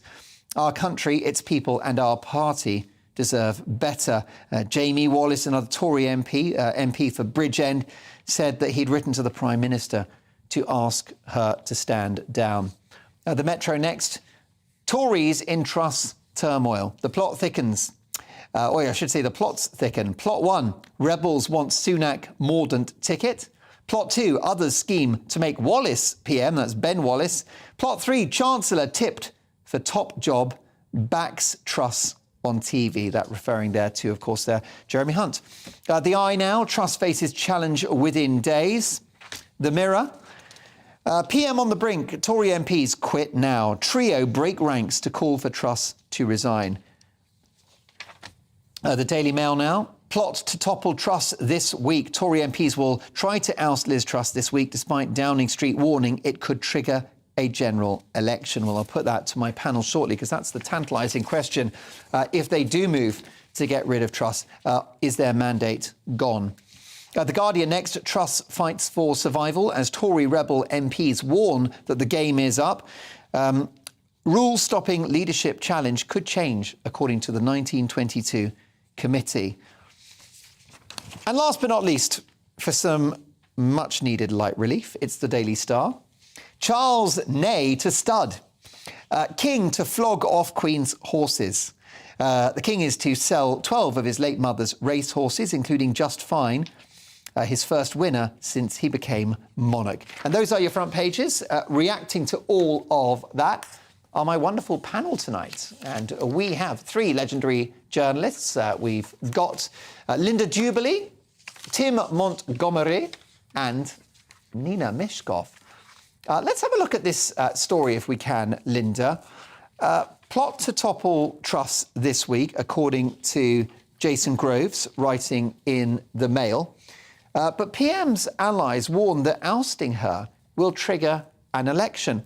How so? Now, this is a party with 2 years to run. I believe that the latest that they can have an election is January 2025? Or December. Or is it December? It was December, not 2019, wasn't it? 24? Yeah. Goodness gracious. Oh, OK, well, there you go. So the question is... We've got about 2 years. We've got about 2 years. There you go. I'm glad I'm not Chancellor. Linda, would a new Prime Minister trigger a general election? Because the Tories got 2 years and a 71-seat working majority. So how would that happen?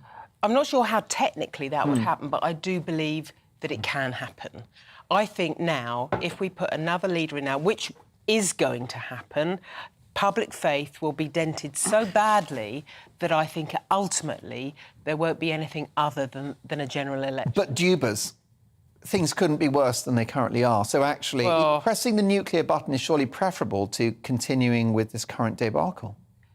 I mean, they're on a burning building now, aren't they? Yes, but I think that things can always get worse. It's not like the song says. I mean, is it possible, Tim Montgomery? Could another leader, could a replacement of Liz Truss be worse than where we are? Surely not. Well, anything could be worse, I'm afraid, but it's very hard to see it. And I think what will happen is someone says, some of the papers are saying, can the rules be changed? The Tory party is an incredibly flexible beast. And remember how Theresa May was got rid of? She resigned, but what happened behind the scenes was that Graham Brady, chairman of the 1922 committee of Tory MPs, went to her and said, in my pocket, I have the list of enough Tory MPs who want you gone. You will have the humiliation of me having to change the rules, the party change the rules, to get rid of you. You can have that happen, or you can voluntarily choose to go now. And that's why I think Truss's days are numbered in days. You think that will happen? And I think sometime, probably this week, that approach will be made to Liz Truss and should be said, you go now, or we will force a change in the rules where you'll be humiliated and be forced out. But she has shown remarkable arrogance, hasn't she? She's totally intransigent. Totally intransigent. That's just the one thing. She just goes like this, and she seems to be completely unaffected by opinions, either private or public. Yeah. And I'm really reminded of when she was voted leader, and she was sitting in the front row beside her husband. And when her name was announced, she didn't actually even turn to her husband and say, "Look, darling," or anything, nothing remotely, nothing at all, and then walked straight past Rishi Sunak, did not shake his hand, made no... And it's just me, going up to that platform. That was horrifying to me, because it showed that she was just such a narcissist. I don't know. I think that's a little bit unfair. Well, your analysis is right, but you could equally say it was more of a robotic, insecure personality, well, she's not, rather than just a narcissist. She's not narcissistic in the way that Boris Johnson is, but when you have to admit he is. He's the ultimate narcissist. He doesn't care about other people. He thinks he's right, and that's that. But in a way, she's a different version of him. Because of that, she obviously doesn't listen to people. She really just ploughs her own furrow, and she just ploughed herself into the ground. Will she live to regret that partisan cabinet made up of people that voted for her, and not including the likes of Michael Gove? Love him or hate him, a well-regarded government minister. Well, I think what you saw really with the mini-budget was only accumulation of someone who thought they could survive without applying themselves to the normal rules. She didn't do any broadcast interviews when she was standing for the leader. But you can see why now. They couldn't let her out. They couldn't let her out the It's like Joe Biden. Don't let them speak. Don't. Keep her away. But you can't govern a country if you can't speak. I know. If you can't. Well, we she's know just now why, hopeless. Hopeless. I mean, did anyone have any anticipation that she would be that bad? You said yes, that. You said that I've she sat on this sofa and said that. on Dan's show, and we did Heroes and Villains, and she'd just been appointed, and somebody said she's the hero, and I said she is the villain. She is because, and I went, oh, I said no, she is not up to the job. She's incompetent. Is she out of her depth, Tim Montgomery? Yes. I think when you're Prime Minister, you probably need to have 8 or 9, top qualities. You need to be able to form teams, you need to be able to communicate, you need to have attention to detail. I think probably she only has 2 or 3 You need of those empathy. qualities. You also need empathy. Well, you can list all of them. My point is that the 2 or 3 that she had are probably like she had a mission. She had an insight about the tax burden into this country. She had a sense of destiny. But the fact is she's U-turned on those. Yeah. So even if the few qualities that she had, she's already abandoned them. So and that's why I think her premiership is at the end. Yeah, and you see, even in the Tory party conference, when that Greenpeace protest came up, there was a way of handling that other Prime Ministers would have brought an elegance to that. And actually, although it gave her a little bit of momentum, and she was very nervous when she started the speech, and it kind of helped her there was a clever way of handling it. But the fact is, she couldn't fly by the seat of her pants. She couldn't use her intuition to handle that properly in a live situation. And really, if you can't do that, you shouldn't be governing a country. Well said. Can we talk about winter fuel bills? Because as the winter months come in, it's a fascinating story that's floating around the papers. More and more people, of course, are having to deal with the cold season as energy prices spiral, notwithstanding government support on bills. It's still going to be more than usual. Writing in today's Sunday Telegraph, columnist Georgina Fuller has written a piece about staying warm this winter, saying, I've lived without central heating for 10 years, and here's how you can too. It involves jumpers and cups of tea. She says, I'd rather lie under a duvet and a heavy blanket and breathe fresh air than be unpleasantly hot now. She said it's awful being in a hotel next to a radiator. So have we got too used to central heating? After all, it's only been standard in British homes for a few decades. What happened to the days of putting on a hat and jumper? Is central heating really a divine right? Linda? Well, we can see her. She's fine. She's sitting in front of a blast furnace in that photograph. In fact, I grew up without central heating. I don't think we had central heating in my family home until I'd gone to secondary school. So we just had what she had. It wasn't the norm. It just in the 60s, most houses didn't have it. And so we went all the way through my teenage years when we did finally move into a bigger family home, and then we did get central heating. But actually, I've moved house myself now, and the problem is, I was telling the others, I've knocked all the walls down, so I haven't got any walls left to put the radiators on. Disaster. So I've only got one radiator left. And you've got these cavernous spaces to heat. No, it's just terrible. You're on the wrong side of history. So I got one radiator left. But one of the things I have done, which I thought I'd mention because it's really kept my heating bills down, I take a cold shower every morning for 3 minutes, freezing cold. So I've not put my hot water on using the central heating for. You get used to it. You get used to it, don't you? Yeah, you do. Do you have cold shower? Yeah, a cold shower, and it's very good for you. It's very refreshing. Yeah, it's a micro stress. Although it does, I find it shrinks my feet. Oh, glad you paused there. I mean, the thing is, I know, Tim, you don't have that problem, but Margaret Thatcher, she got pelters, I think, in the 80s for saying there was concern about fuel bills in the winter even then. And she said, if you're cold in bed, put a hat on, wear some socks. She was considered very insensitive when she made that remark. But have we become accustomed? I'm not talking about pensioners who risk dying. I don't think they're unpleasantly hot at all. No. And this, I think, is a separate story for the physically vulnerable and the elderly. But what about the rest of us? Are we a bit pampered when it comes to central heating? Perhaps a little bit, yes. And I think we're used to luxury. We're used to wearing summer clothes around the house in the winter. And probably we knew, we've lived in an age of plenty.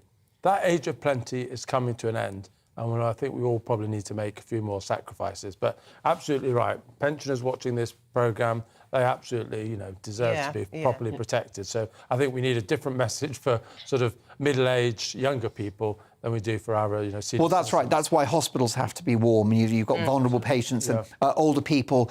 They've got issues with their joints, rheumatoid arthritis, that kind of thing. And it accelerates illnesses. If they accelerates illness, chest complaints. My mum has pulmonary fibrosis. Right. She said to me, and she knows what I do with the cold showers and everything, and not having any radiators left in my house. But she has to have the central heating on because she's got very serious lung condition. Can I just confess one thing, then, Mark, before we go any further? Go on. I have a coal fire. Oh. You don't. You probably have to march me. Are you responsible for climate change? I am probably singly responsible. Chinese government. It's one of the most beautiful things in the world. A real coal wood fire. That's nice. So which fuel do you use? Is it coal or do you use... I use a bit of coal, but I mainly use wood, and I use some other more sort of sustainable products now. But occasionally I do put a few lumps of coal on. Aren't they? I think the issue there is not just the carbon emissions, is it? But I think it's the pollution. Is that right? The air pollution from them? I hope you're wearing a gas mask of some kind. All the particles. Seriously, all the particles are really... It warms the house, and the glow and the feeling is nice. I think enjoy it whilst it's still legal. Yes, exactly. What do you think, Nina? Because you know those houses... the people of a certain generation, you go into the house and it's boiling hot. I would include my dear mother's house like that. It's just a hot house, and that's how she likes it. Well, I've never been happy with that. But I mean, I was brought up in South Africa in a hot climate until I was 15, and then brought to Scotland. So you can imagine shock to the system. Scotland with no central heating. And there used to be, this sounds like one of those things, but there used to be ice on the inside of the windows. Yeah. I remember. And we know all, but we survived all of that. And you can do, and woolly hat is good, and I've never got to the stage of wearing socks in bed because that's just too depressing. But hot water bottles. And there is a tip, and you've got to be very careful. Lift up the duvet, get the hairdryer, make sure the end of it's kept out, and give a blast of the hairdryer into the duvet. Under the duvet, and the bed gets warm after about a minute or something. Just jump in; it's fine. It's a brilliant tip, and of course the hot water bottle. Apparently, the electric blanket can be quite efficient as well, because what you do is you put it on half an hour before you get into bed, switch it off once you're in bed, and of course once you're asleep, who cares?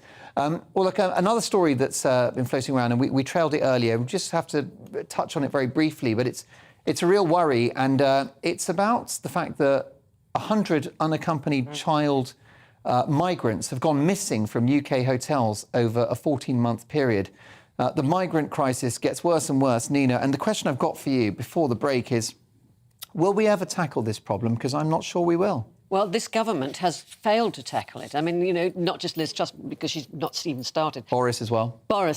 It's got worse and worse and worse. And I think the problem has been that we don't have enough diplomacy to have good relations with France. Now, it's absolutely vital that we have good relationship with France. We also need to have reception centres in France to process people in France, so that before they come over here, so they don't come over here.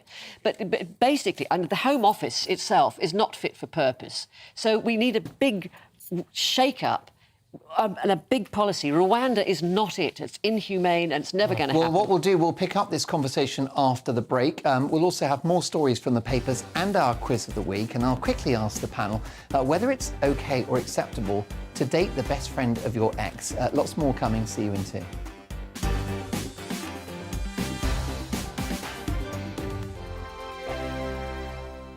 Weekday afternoons on GB News, we've got the whole of the UK covered. From 12 to 3, it's GB News Day with me, Mark Longhurst. And me, Gloria Di Piero. You'll get the very latest on everything that's been going on across our great nation. And from 3 till 6, watch out for GB News Live with me, Patrick Christopher. I'm not here to mess around with all the biggest topics and guests. You will always be up to date. GB News Day and GB News Live from 12 p.m. Only on GB News. The People's Channel, Britain's news channel. Hello there, it's Eamon Holmes here from Breakfast on GB News. We're not just on your television and your screens, We're on DAB plus digital radio, so you can listen to your favourite shows on the move. If you've not yet listened to GB News Radio, it's very simple. We're on your radio player and TuneIn apps, on your smart speaker, phone or tablet, or online at gbnews.uk. Take us with you wherever you go. GB News Radio. You never have to miss a moment of the People's Channel. Join my show Farage, 7 p.m. till 8 p.m. Monday through Thursday, and there you will get opinion, analysis, debate, and I'll cover stories that nobody else dares to touch. You've been cancelled. Join the club. Oh, my goodness me. And then for the last 15 minutes, talking pints. We're over a drink. We have a civilised conversation with someone. We very often disagree, but we do it in a grown-up way. Come and join me on Farrow. Hello, I'm Simon Evans. Join me on GB News for Headliners at 11 p.m, where I'll be joined by two of the country's top comedians as we take a look at tomorrow's newspapers tonight. If it's a big story, we'll be covering it, I guarantee, but we'll also have some fun along the way. That's GB News Headliners at 11 p.m. We won't put you to sleep, unlike some of the other paper review shows out there. So join us, 11 p.m, 7 nights a week.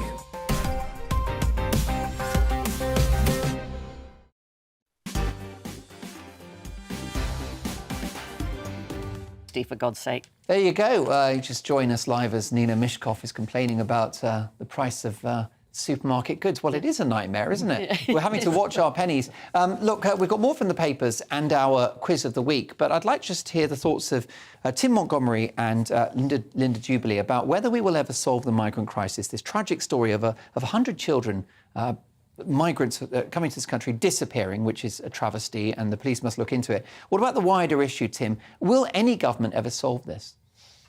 Increasingly sceptical. You know, we were talking earlier about your warnings about the Labour government. It's very difficult. You know, you can imagine the Tory advert saying, you know, don't vote Labour because we'll have channel crossings out of control. Well, we have those now. 1,000 a day. No, 1,000 a day. And I'm afraid it's one of the big failures of this Tory government not to get on top of it. I'm very pessimistic. What do you think, Linda? I don't know what the solution might be, but since over the last year I've been working by supporting Afghan women who were airlifted out of Kabul after the Taliban's took over. So I do actually go inside these bridging hotels. It's very unusual for a journalist to be able to do this.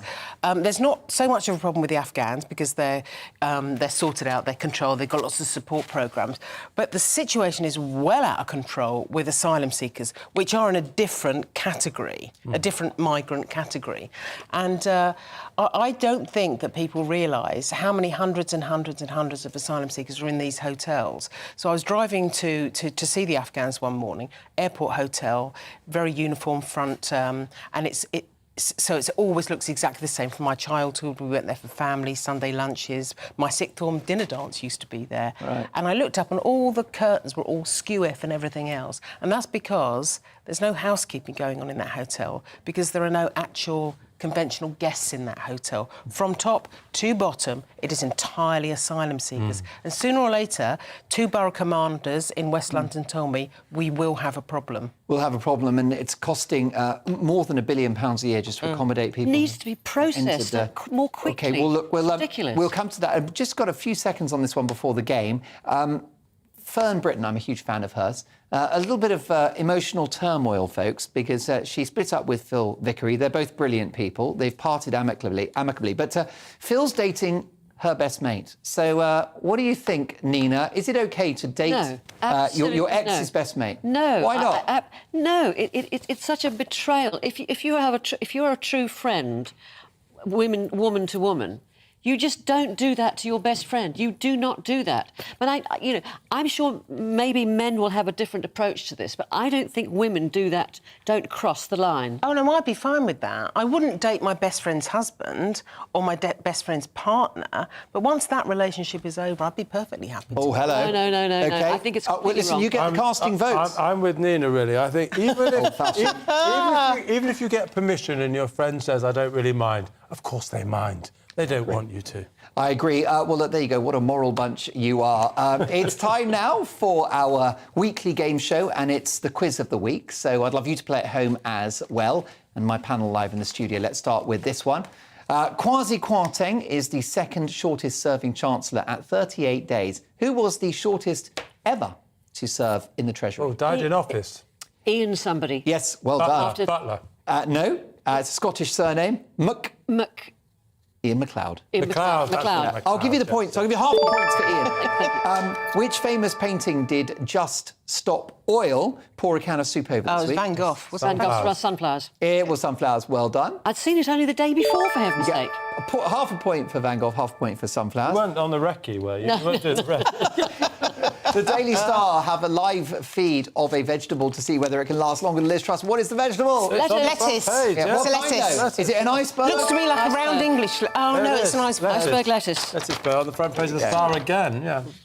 By the way, I don't like those iceberg lettuces. I prefer the kind of soft ones. What do you think? Yeah, me Lettuce too. preferences? Yeah, soft round English. Remain, possibly. Remainer. Don't say that on this channel. Prefer spinach, anyway. OK, which British actor said she wished Jeremy Hunt would F off live on Radio 4? Oh, Marion Margolis. Marion Margolis. She didn't just say F off, though, did she? No, really, big words. It gave us material on last night's show. 17-time world champion Alan Nash announced he was stepping down from which of the following activities at the age of 63? Has he given up bog snorkeling, toe wrestling or cheese rolling? Oh, goodness. I haven't heard this one. Don't know this one at all. Let's go for cheese rolling. Nah, you should have got the clue about my feet earlier. It was toe wrestling. Oh. There you go. Who got booed at the National Television Awards this week? Phil and Holly. Did they deserve it? Yes. OK, there you go. Actress Angela Lansbury sadly died at 96. We love Angela. Which character did she play in Murder, She Wrote? Jessica Fletcher. Boom. Sounds like you watched a few episodes. I have. Haven't we all? I should have been studying for my politics degree. I saw her on Broadway in Sweeney Todd. Oh, fantastic. She was amazing. True legend. Yeah. 2,500 animals met on a beach this week for a rave. What animal was it? Oh. Give us a clue, Mark. OK, they're very human-friendly animals. Penguins? We've bred them to love us. Puffins. Dogs. Well done. That's exactly. In fact, a very special kind of dog, sausage dogs. And there's the video of the dogs at a rave. Sausage crazy. They're beautiful. OK, we're nearly there, folks. Let's have one more. And what have we got? My God, we reached the end. I've never been early in my life. Thank you so much. We were so quick, that's what it was. We were so quick. Brilliant. Nina Mishkov, the marvellous Tim Montgomery and the excellent Linda Jubilee. Thank you, guys. Do come back and see us soon. Thanks for your company this week. I'm in for Dan Wootton tomorrow, so do join me from 9. Headliners is next. Looking ahead to tomorrow's weather, and the UK will be dry, bright and breezy for many, but it will be wetter and windier in the north. Here are the details. It'll be a breezy day in northern Scotland with outbreaks of rain at times. Winds will be stronger near the borders with the risk of gales, particularly around the coast. It'll be a windy day in Northern Ireland with sunny